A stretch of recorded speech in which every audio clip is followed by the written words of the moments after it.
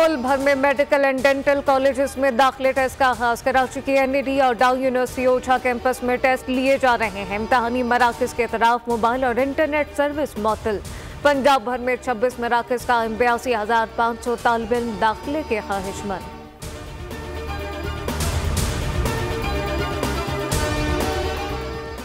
लबनान ने Israel कशीदगी। Israel की जानिब से लबनान पर 400 से ज्यादा रॉकेट हमले का दावा। जवाब में हिजबुल्लाह का इसराइल के शुमाली इलाके हैफा पर हमला। इसराइली फौजी अड्डे पर मिसाइल बरसाए।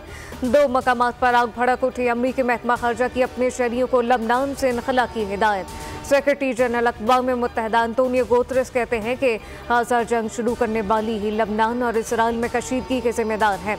लबनान को गजा की तरफ खंडरात में तब्दील होने से रोकना है। पहले ही गजा जंग तब्दील हो गई, बदतरीन तबाही के साथ शहरी तकलीफ में है।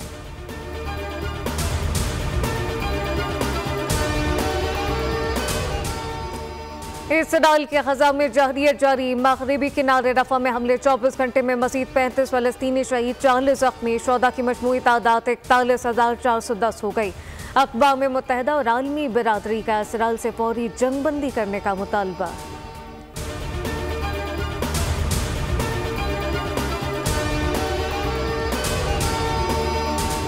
तब्दीली की दावेदार पीटीआई का लाहौर जलसा फ्लॉप हो गया। मैदान खाली था, ना कारकुनान आए, सपोर्टर ने भी वफा न दिखाई।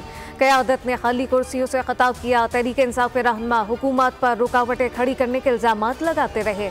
लाहौर जलसे में एक बार फिर वादा खिलाफी। वह खत्म हो गया, जलसा खत्म ना किया। वह खत्म होने के बाद पुलिस ने जलसागाह का कंट्रोल संभालते हुए स्टेज खाली कराया। वज़ीर आला KP अली अमीन गंडापुर जलसा खत्म होने के बाद पहुंचे। मुख्तसर खिताब में कहा कि आ गया हूँ, मेरी हाजिरी कबूल की जाए।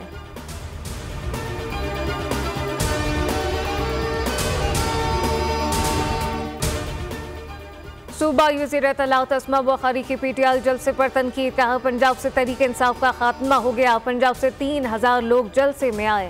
रेहाना डार और उमर डार सिर्फ 20 लोग लेकर आए। शहर का दौरा करके आई हूँ, कोई रुकावट नहीं। आलिया हमजा को बहुत शौक था, वो सिर्फ 150 लोग लेकर आई। जरताज गुल के साथ 100 से 150 लोग आए। अली अमीन गंडापुर सरकारी मशीनरी के साथ आए।